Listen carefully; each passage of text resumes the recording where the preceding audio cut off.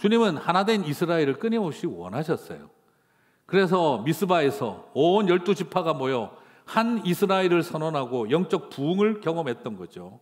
그런데 놀랍게도 예루살렘에 예수님 그때에는 12지파가 하나님 아래에서 회개하며 한 마음을 품는 미스바의 장소가 열린 것이 아니라 한 마음으로 예수를 죽이기 위해 모인 갓바다에 있었다라는 것입니다. 마치 질투심과 기득권에 눈이 멀어버린 욕망 때문에 로마에게 나라를 팔아먹는 매국노들과 그리고 그 로마로부터 나라를 찾자고 싸우는 혁명가들이 함께 모여서 한 마음을 품어버렸다는 거죠. 저는 그것을 바라보고 있으면 한 마음을 가지고 회개하며 영적인 부흥을 일으키던 미스바는 보이지 않은 채 한 마음으로 모여 예수를 죽이기 위해 한 마음이 모인 갓바다만 보인다는 것이 그 시대의 비극입니다. 사랑하는 성도 여러분, 하나님의 백성들 믿음의 공동체에는요 미스바만 있지 않습니다. 영적 부흥과 그 영적으로 하나 되어지는 미스바만 있는 것이 아니라 한 마음으로 하나님을 심판하겠다고 하는 갓바다도 우리 안에 있다는 것을 기억해야 합니다. 그래서 오늘 고난주간을 앞두고 주님은 우리에게 씁쓸한 질문을 던지고 계신지 모르겠습니다. 그대는 미스바에 있는가? 갓바다에 있는가?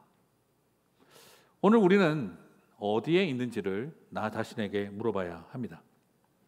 우리는 죄인 중에 괴수가 되면 더 타락하고 욕망과 죄의 늪으로 빠져들어갔다는 것을 잊어버린 채 나는 하늘 높은 줄 모르고 올라간 것처럼 착각을 합니다.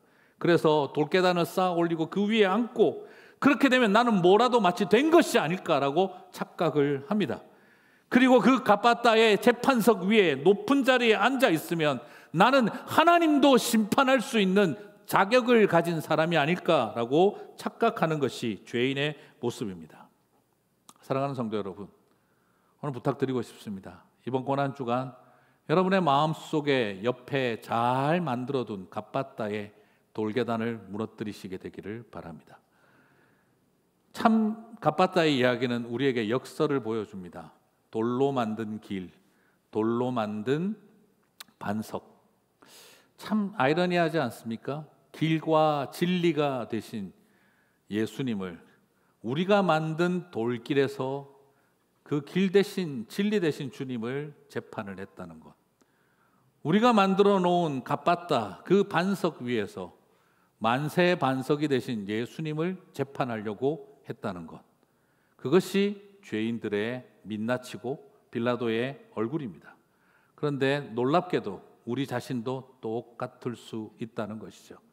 여러분, 바벨탑을 세워야만 우리가 하나님을 대적하는 게 아니라 내가 일하는 곳 옆에 만들어 놓은 돌계단, 그리고 내가 살아가고 있는 집 옆에, 내 주둔지 옆에 만들어 놓은 그 돌계단이 어쩌면 우리가 여전히 내가 왕이다, 내가 판단한다, 내가 재판한다 하는 그 생각을 갖고 살아가는 갓바다가 아닐까 싶습니다. 오늘 주님은 우리에게 이 갓바다를 통해 우리 안에 숨어있는 주관자, 재판관, 심판인자가 되고 싶어하는 우리의 욕망을, 우리의 그 민낯을 이 갓바다는 빌라도를 통해 우리에게 폭로하고 있는 것이죠. 그 갓바다에 있었던 빌라도는 자신이 심판하는 줄 알았던 겁니다. 하지만 여러분 아시죠? 우리가 과연 하나님을 심판할 수 있을까요? 우리가 하나님을 심판한다고 생각할 때 우리의 그 심판이 오히려 우리를 심판하는 것을 우리는 경험해야 하지 않겠습니까? 오늘 본문을 다시 한번 읽어봅시다. 요한복음 19장 13절 강조점을 바꿔서 한번 읽겠습니다. 빌라도가 이 말을 듣고 예수를 끌고 나아가서 돌을 깐뜰 히브리 말로 갓바다에 있는, 같이 읽겠습니다, 재판석에 앉아 있더라. 자, 빌라도가 재판석에 앉아 있더라라고 했어요. 여기서 자리에 앉다라고 하는 헬라어는, 하필이면 또 오늘 같은 날 우리 김도현 목사님 오셔가지고 제가 되게 부담스러운데 헬라어를 또 이야기를 해야 되니까, 여기서 앉다라는 말은 까띠조라고 하는 말인데, 이 카티조라는 이 헬라어 동사는요, 독특하게 자동사와 타동사가 어미 변화가 똑같아요. 그래서 사람들이 이걸 보면은 그냥 봐서는 이게 능동태로 봐야 될지 수동태로 봐야 될지, 자동사로 봐야 될지 타동사로 봐야 될지 이게 조금 불분명합니다. 그래서 문맥적으로 보고 이것을 판단을 해야 돼요. 나는 앉아 있다라고 봐야 될지, 나는 앉혀져 있다라고 해야 될지 그게 좀 애매하게 됩니다. 그런데 여기에서 분명히 문맥적으로나 문법적으로 이것은 분명히 자동사입니다. 자동사로 봐야 됩니다. 그런데 요한은 이 요한복음에서 이 부분을 아주 의도적으로 타동사로 읽어도 되는 것을 여기에 두어서 빌라도가 재판석에 앉아 있다로 봐야 되지만 이중적 의미로 빌라도는 재판석에 앉혀져 있다라고 봐도 되도록 아주 의미를 중의적으로 집어넣어 버렸습니다. 무슨 말이죠? 재판석에 앉아 있다는 말은 내가 재판장이다라는 말이지만 내가 지금 재판석에 앉혀져 있다라는 말은 내가 재판을 받는 사람이라는 말이 될 수 있는 겁니다. 그래서 여기에서 이것이 우리에게 주는 묘한 도전은 바로 이것입니다. 당신이 진리에 대해서 우리가 예수님을 재판하고 있는 줄 알고 있으나 그러나 그대는 재판받는 자리에 동시에 앉아 있다는 것을 알으라고 하는 성령님의 영감의 의미인지 요한의 이중적 의도인지 오늘 우리에게는 그 묘한 불편한 그리고 하나님의 도전을 경험하게 되는 것이죠. 그래서 디트리히 본회퍼는 이렇게 말합니다. 당신이 진리에 관해 묻고 있는 것이 아니라 진리가 당신에 관해 묻고 있다라고 풀이를 했던 것이죠. 그렇습니다. 내가 진리를 판단하는 시간이 아니라 그 시간은 진리가 나를 판단하는 시간이 될 수 있다. 내가 진리에 대해 묻고 있는 시간이 진리가 나에 대해 묻는 시간이다라고 이해를 했던 것이죠. 사랑하는 성도 여러분, 우리는 끊임없이 신에게 심판받기보다는 신을 심판하고 싶은 욕구에 끊임없이 시달리고 있습니다. 아담과 하와가 보여줬던 원죄와 똑같습니다. 당신이 만든 하나님이 만드신 여자가 나를 꿰물어 내가 먹었나이다. 하나님이 만드신 뱀이 나를 꿰물어 내가 먹었나이다. 얼뜻 보면 여자 탓이고 뱀 탓이지만 궁극적으로는 하나님을 판단하고 하나님을 심판하는 것이죠. 왜 여자는 만드셔서 왜 뱀은 만드셔서 이 모든 책임은 하나님에게 있다라고 심판하고 판단하는 자리. 아담과 하와는 하나님의 명령을 어긴 죄인의 자리에서도 그들은 하나님을 심판하려고 들었던 것입니다. 원죄는 어느 순간 내가 의롭다라고 착각하고 있는 수많은 사람들이 내가 하나님을 심판하려고 하는구나, 재판하려고 하는구나 하는 것을 발견할 때 그것이 내 안에 숨어있는 원죄의 본성인 것을 깨닫게 되는 것과 마찬가지죠. 신에게 심판받는 길보다는 신을 심판하고 싶은 욕망은 아담과 하와가 선악과를 따먹은 이래로부터 이어져 내려온 원죄의 유전입니다. 사랑하는 성도 여러분, 지금도 이 빌라도의 콤플렉스를 가지고 하나님을 판단할 수 있을 거라는 생각이 우리 마음속에 자리 잡고 있을 때 여러분 그것이 착각입니다. 그것이 내가 죄인됨을 증명하는 것입니다. 진리가 자신을 심판하는 줄을 모르는 채 내가 진리를 심판할 수 있는 자리에 있다는 확신이 죄인이 할 수 있는 최고의 착각이고 아이러니라는 것이죠. 사랑하는 성도 여러분, 오늘 그래서 주님은 저와 여러분에게 말씀하신 것입니다. 비판하지 말라고. 그리고 우리가 헤아리는 헤아림으로 헤아림 받을 것이라고 이야기를 한 것입니다.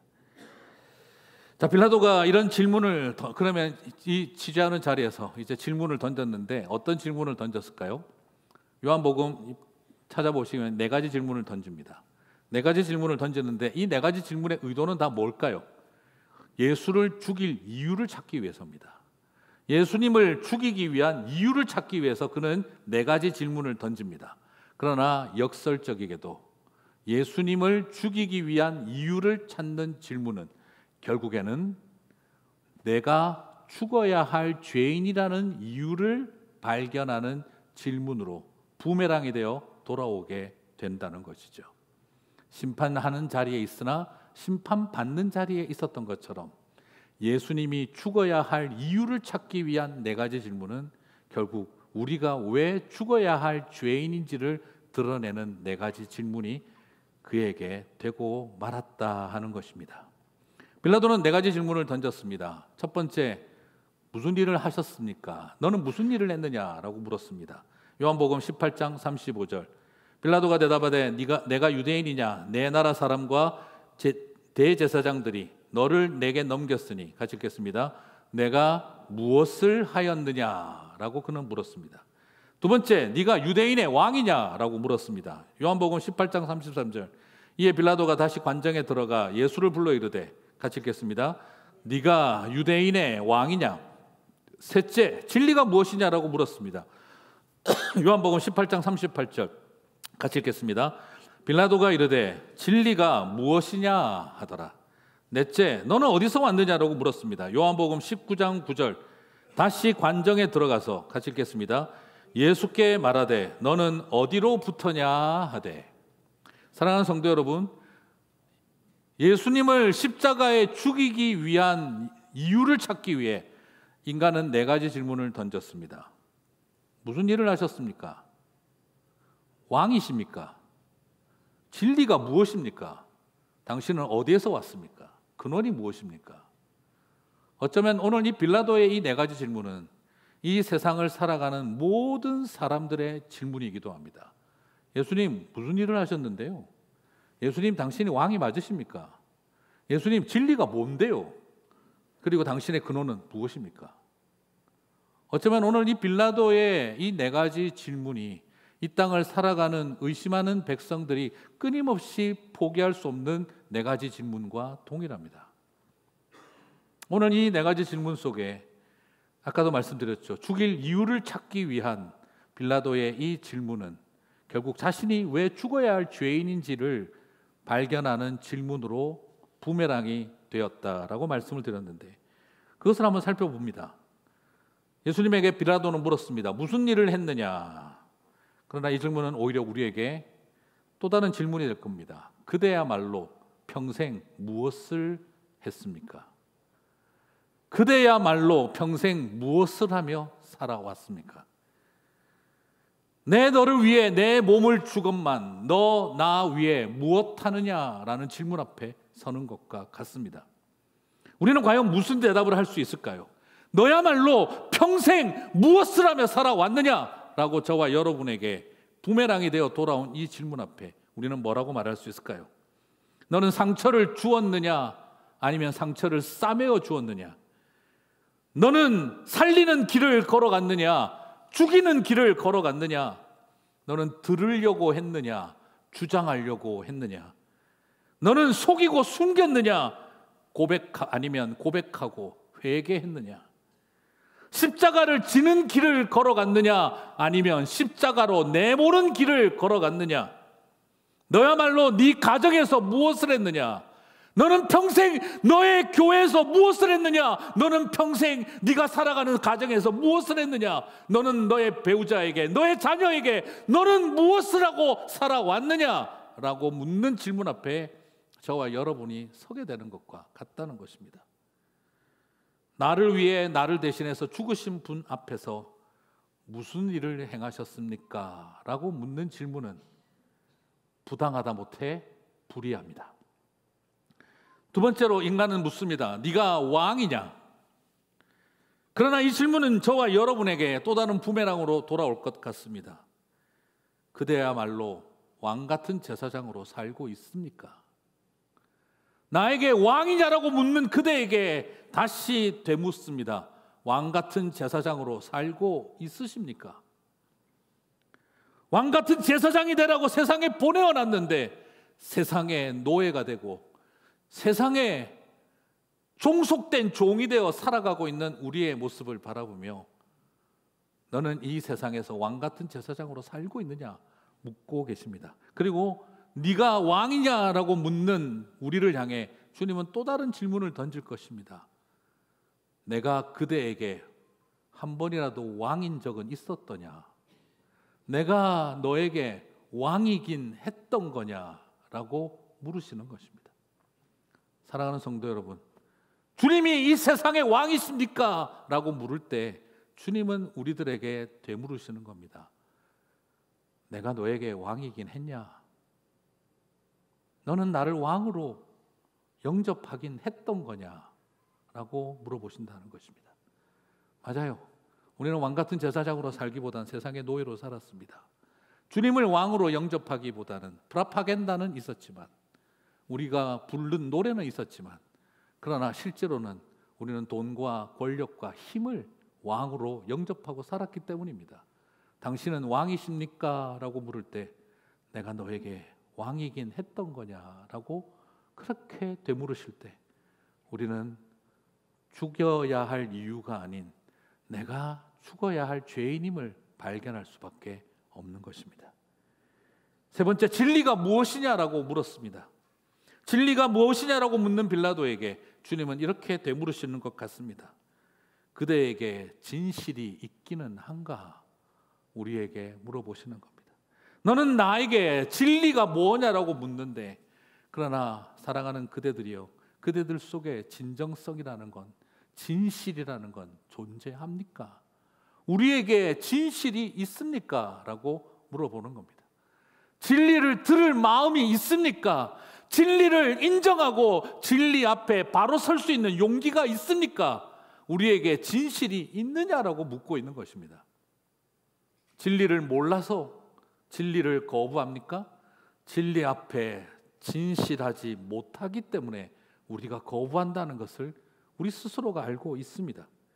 그리고 우리는 바라봅니다. 진리 되신 예수님에게 진리가 무엇이냐 묻는 질문은 깨달음을 얻기 위한 순수한 질문이 될 수가 없습니다. 진리 되신 예수님에게 진리가 무엇이냐라고 묻는 것은요, 진리를 알고 싶은 구도자의 진실함이 나오는 것이 아니라 나는 당신을 진리로 인정할 수 없다는 반문이 담겨 있는 것입니다. 진리에게 진리가 무엇이냐라고 묻는 것은 어머니에게 다가와서 어머니에게 엄마, 내 엄마가 누구야? 진리에게 진리가 무엇이냐라고 묻는 건요, 엄마에게 와서 나는 엄마가 누구죠? 라고 묻는 것과 같은 것입니다. 인간이 진리가 무엇이냐라고 묻는 질문이 순수할 수 없는 대목입니다. 사랑하는 성도 여러분, 오늘 그 진리 되신 주님 앞에 진리가 무엇이냐라고 물어야 하는 것이 아니라 우리는 오히려 진리가 누군지를 정직하게 고백해야 합니다.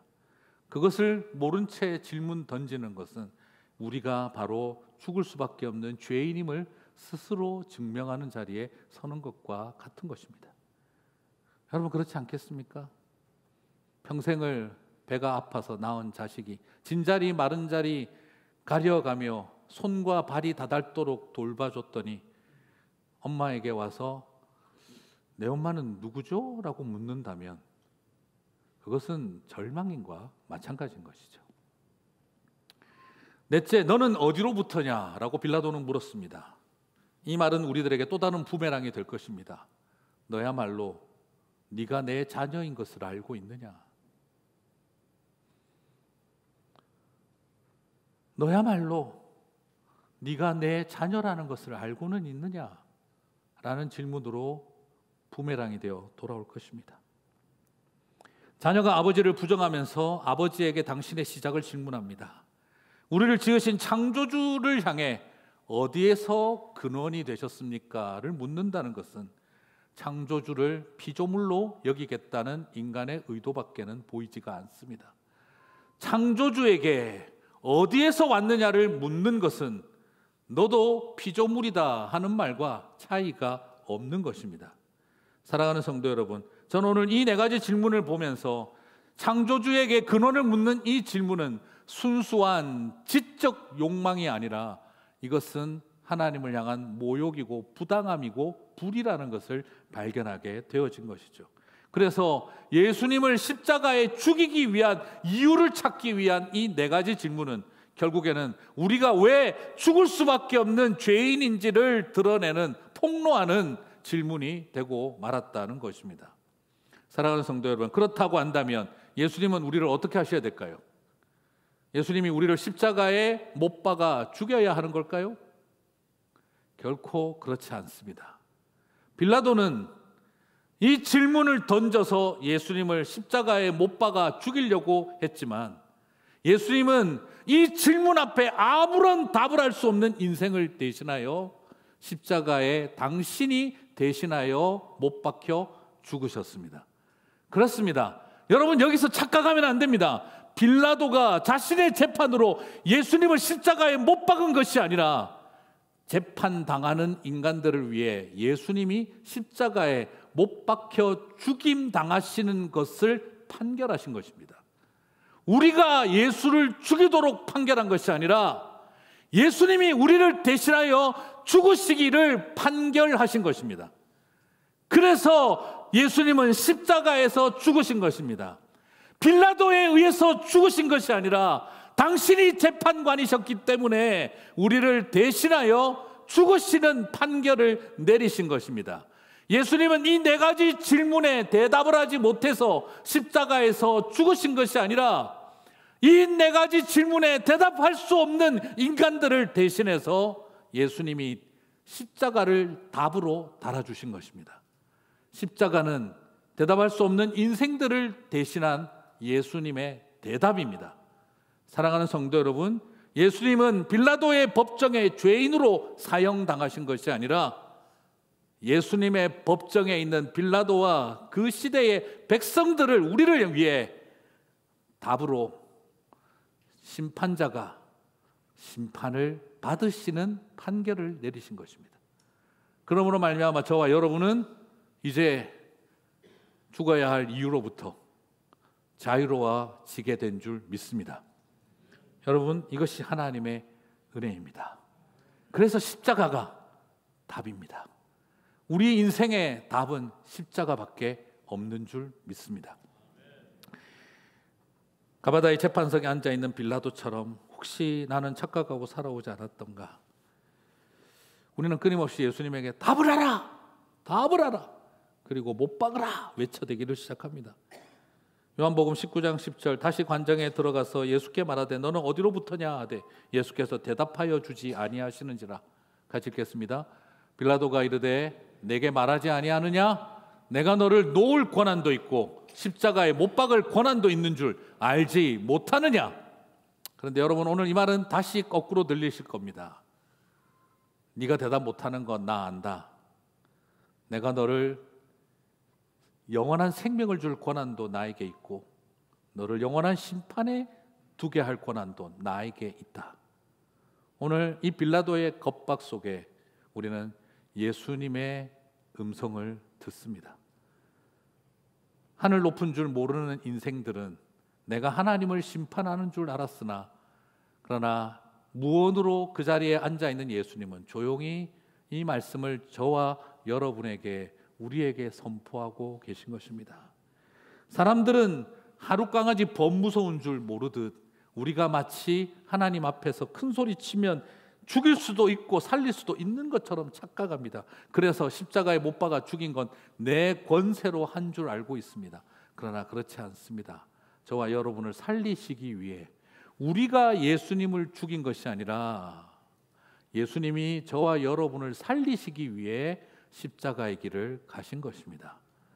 판결을 바꾸시기 바랍니다.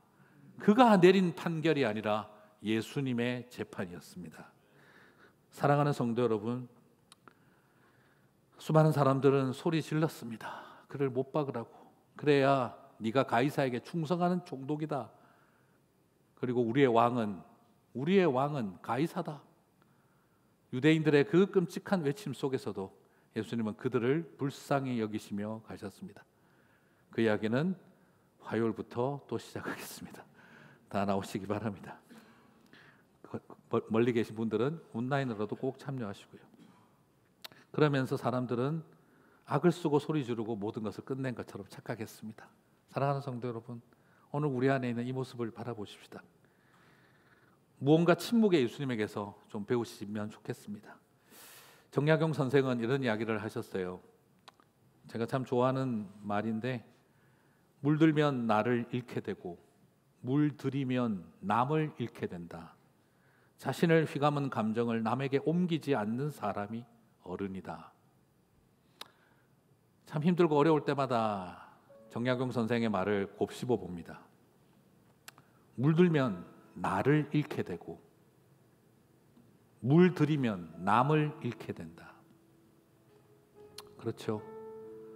어떻게 하든지 내 편 많이 만들려고 물들이고 다니면 다 내 편 될 것 같지만 남을 잃게 됩니다. 결국 다 잃어버립니다. 그리고 내가 물들면 내가 나를 잃어버리는 것이죠. 정약용 선생의 이 말은 참 가슴에 남습니다. 자신을 휘감은 감정을 남에게 옮기지 않는 사람이 어른이다. 이 세상 어른처럼 참 살았으면 좋겠다. 여전히 쉽지는 않지만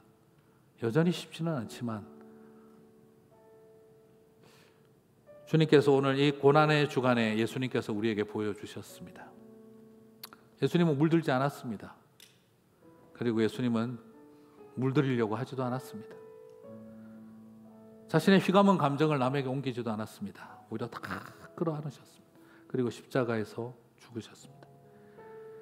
여러분 아시죠? 예수님은 세상에서 가장 악한 지도자와 악한 백성들에게 죽임당하지 않으셨습니다.